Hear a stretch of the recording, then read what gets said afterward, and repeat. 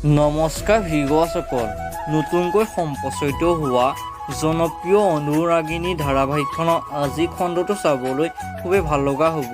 কিয়নো ভিউৱাৰসকল চোৱাটোখনত দেখিবলৈ পাইছিলে সৌৰভ আৰু ঋতিকা টকাৰে ঘৰখন চলি থকাৰ বাবে দৃষ্টি ঘৰত সোমোৱাৰ কাৰণে ঋতিকা অলপো সহ্য কৰিব পৰা নাই।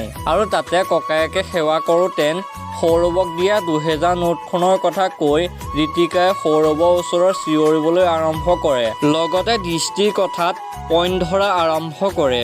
এতিয়া বাৰু দৃষ্টিয়ে মাকে দিয়া চৰ্তকেইটা মাকৰ শপত খাই ধৰি ৰাখিব পাৰিব বুলি দিয়া কথা ঋতিকা অত্যাচাৰ সহ্য কৰিব নোৱাৰি দুদিনতে সেই প্ৰতিশ্ৰুতিৰ ওপৰত হাৰ মানিব লগা হ'ব নেকি বাৰু, জানিব পাৰিব আজি খণ্ডটো। আনফালে আকৌ দৃষ্টিৰ ভায়েক গৌতমে দৃষ্টিৰ আগতে কৰা লটিঘটি ভোৰ লালচনা পালচনা কৰি অহাৰ উপৰিও মাক দেউতাকক আঘাত দি এনেকৈ গুচি যোৱা পটুকলো ভয়ংকৰভাৱে দিম বুলি দৃষ্টিক ধমকি দিছে।